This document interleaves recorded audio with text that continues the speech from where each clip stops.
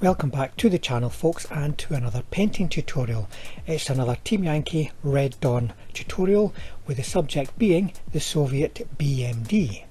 I'm going to be showing you a masking approach. You may be familiar with it already, but I'm going to be using blue tack as a mask to create a very flat finish that's also got some very straight lines between all the camo blotches. I'm going to be guided by the box art, by the art on the brochure, the Start Here brochure that you get in the set, and that'll give me a good idea of the balance between the three different colours that you see on the completed figures. I'm using quite a bright palette of colours here folks. I'm using Vallejo Light Sand and Vallejo Medium Olive. The black colour is Nato Black from Tamiya. To begin with, I've given the vehicles a coat of the light sand. When you're doing this masking approach, you have to consider the order you're applying the camo colours. The final colour has got to be the one that you want to be the most dominant typically, because the running gear is most often just the base colour. For instance, these tanks all started off with some kind of olive, some kind of Soviet olive colour. So that's going to be the last colour that I'm going to spray. And I'm going to start with the yellow because the yellow is very bright, very dominant, so I want to have the maximum control on that. So that's quite often the way I go. Start with the colour I want the most control on and end with the colour that's going to be the most dominant. I'm using a cocktail stick to press down the edges of the blue tack. It's flexible and not as hard as any kind of metal tool that you might use. I should say that using a masking agent such as blue tack allows you to define the shape of the camo blotches right at the outset, so it gives you great control, as well as the really flat finish you'll get compared to a brush finish. But you can of course create all these camo blotches by brush. You need to ensure that the lumps of blue tack that you're putting on roughly match what your requirements are. You cannot put it on too thick, because when you press it down to get the tight edge, you want the edge tight against the camo colour underneath. If you push it down and it spreads out too much and then spreads out again and spreads out again, you're going to end up with really large blotches that are going to be out of scale with the rest of the camo. So be sure to review what you're doing as you're doing it, and if there's a bit of camo that you don't like, just peel off the blue tack and start again. Now the turret is a very small area, so make sure that you put on small bits of blue tack. I recommend you do not put this blue tack over any small components that are going to be lifted off when you peel the blue tack away. So that rocket launcher on the top there, for instance, I'm just going to be leaving that, so ultimately it will end up with the final colour, the olive green colour.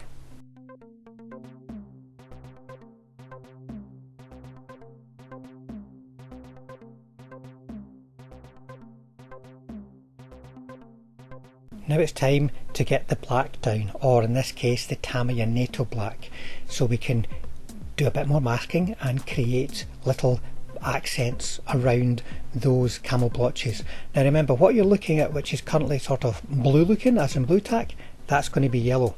You can see the yellow disappearing here as we go, so you have to think a little bit in the negative for the final look and not get confused and think that the yellow that you have left after you have put the masking on is the yellow you'll see in the final product, if that makes sense. And before we move on to the next stage of masking, just make sure that this layer of paint is touch dry. You don't want to be putting the masking over wet paint, because it will simply make it go all splodgy and lift off. Masking really small areas of camo, certainly at this scale, is very tricky. So I don't try to add new pieces of blue tack. I use my cocktail stick to roll out the existing blue tack on the edge of the current masking line. So once again, we're in complete control of the shape that we're going to create here, and just push it out. Don't do it too much. Remember, balance folks.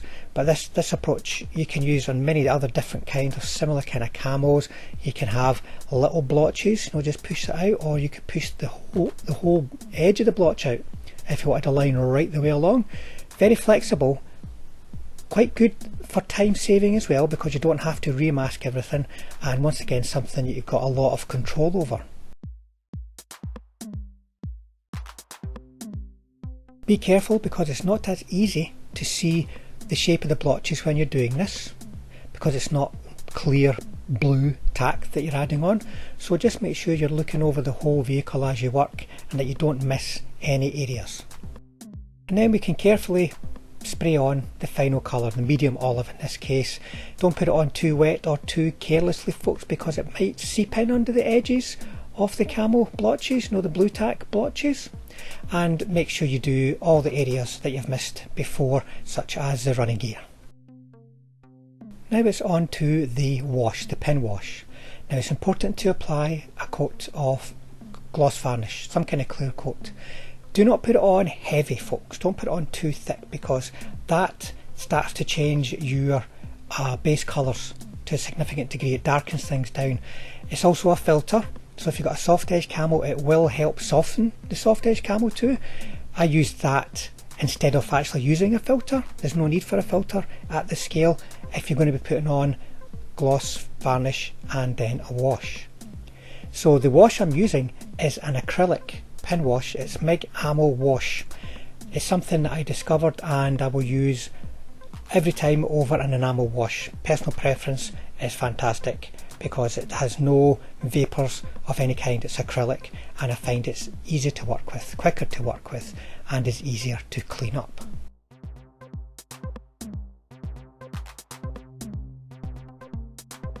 If you're not familiar with the pin wash, it's an approach which allows you to place particular shading against particular edges, recesses and features instead of applying a wash over the entire vehicle, and that allows you to have nice clearly defined shapes, nice depth, but a nice bright finish.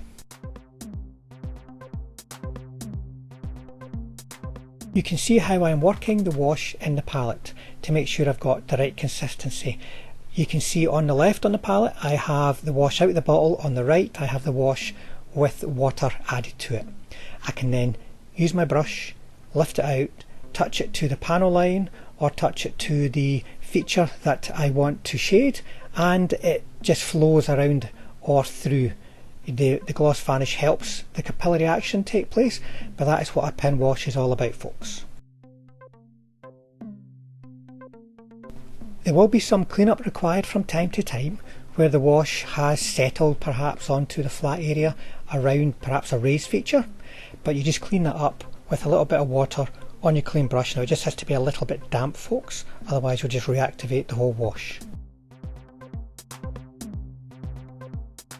When this wash is touch dry, you'll be able to proceed with the painting.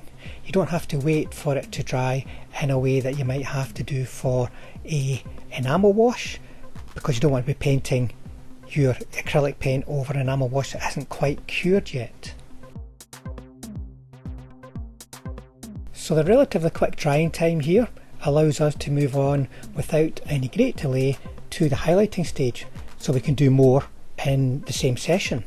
But I should point out that the wash will reactivate if you get the surface really wet. It does take a couple of days to completely dry, but that is only going to be an issue if for some reason you want to make the surface quite literally wet, either with water or perhaps decal fixer or such likes. As a highlight, first of all, for the yellow I am using ice yellow, and what I'm doing initially is I'm hitting the edges of the yellow blotches, and then I'm going to work the edges of the internal features, shall we say, such as hatches and panel lines and so on. Now this is normally the start of the chipping process for me too. I don't paint lines that go sort of laser sharp along edges, I kind of bounce the brush along.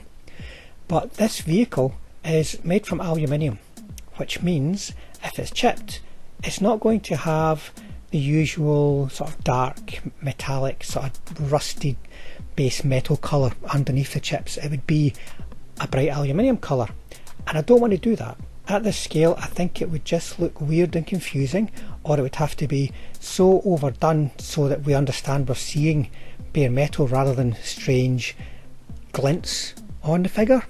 I'm not going to do any chipping on this, we're just going to concentrate on the highlighting to give the shape to all the internal areas that we need, the shape that will help accentuate the bright areas of the highlights and the dark areas of the shading.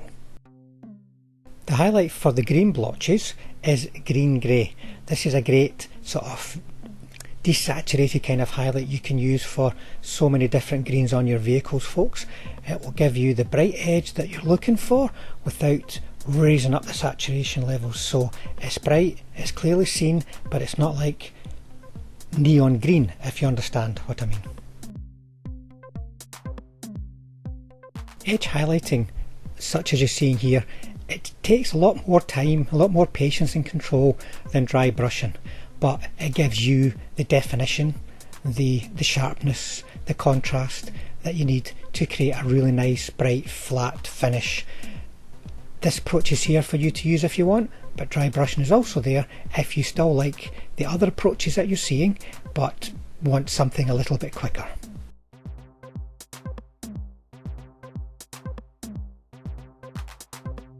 Now for a nice splash of colour here, folks, painting the vision blocks and searchlights, headlights and so on with a bit of blue, ultramarine blue, a medium kind of blue. That really helps just lift these areas out from the vehicle, and it is quite a prominent feature in modern vehicles compared to, for instance, World War II vehicles. So it's a distinctive look that's worthwhile just taking a minute to pick them out. And then just a little dot, a little line and a little accent of light blue just to help give them a bit of depth, a bit of a glint.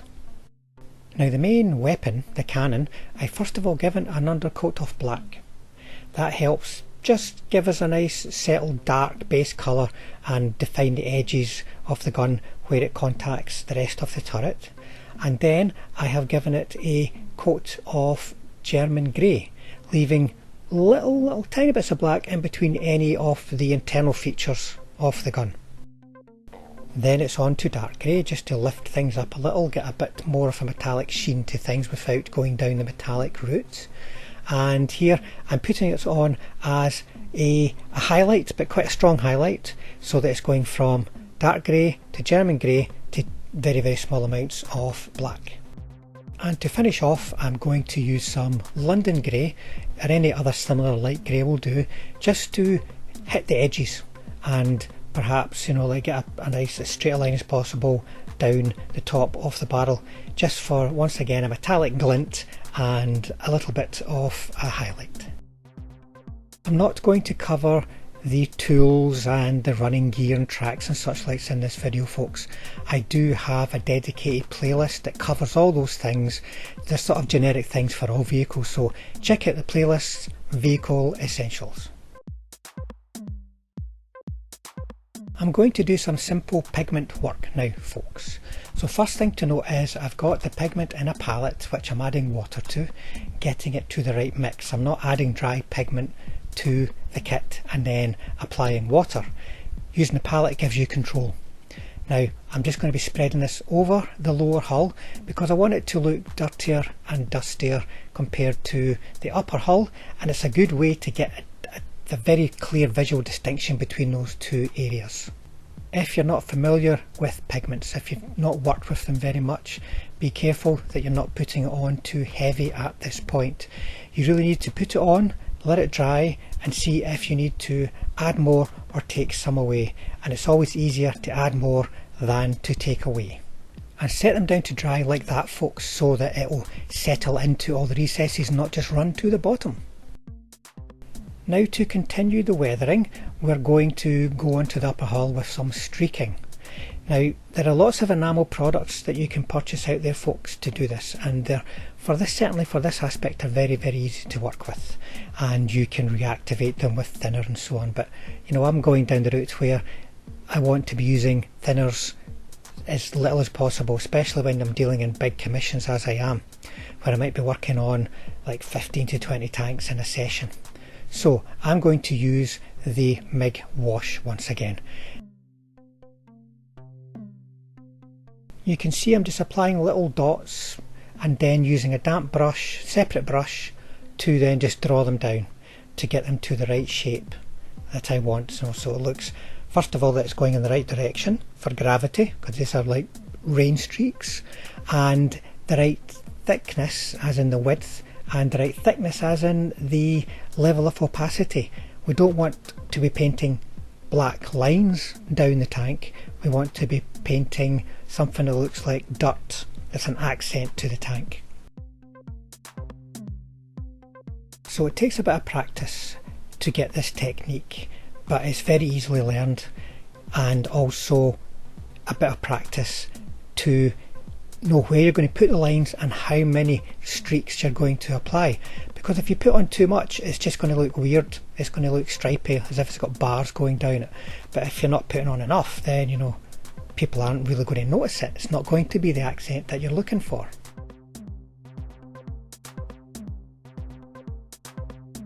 But weathering is fun. It's another element that we can add to our vehicles to help personalise them, make them different from everybody else's, so it's a good skill to practice. So to finish off, folks, I'm going to just go back to the lower hull and see where I need to be adjusting the pigments that have not yet dried. These pigments will be sealed with the final coat of matte varnish. That'll keep them in place.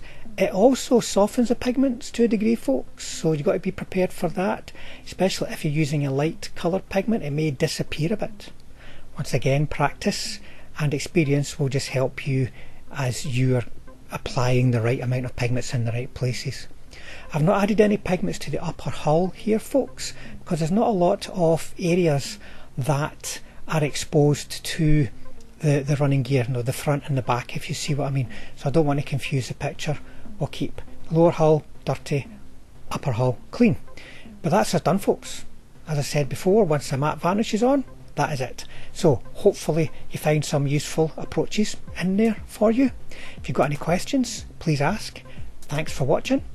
Thanks to all the subscribers out there who follow the channel, and those of you who drop in from time to time to check out what we're doing. If you'd like to, please subscribe, hit the bell button, which means we'll definitely see you all in the next one. In the meantime, here's a few slides, folks.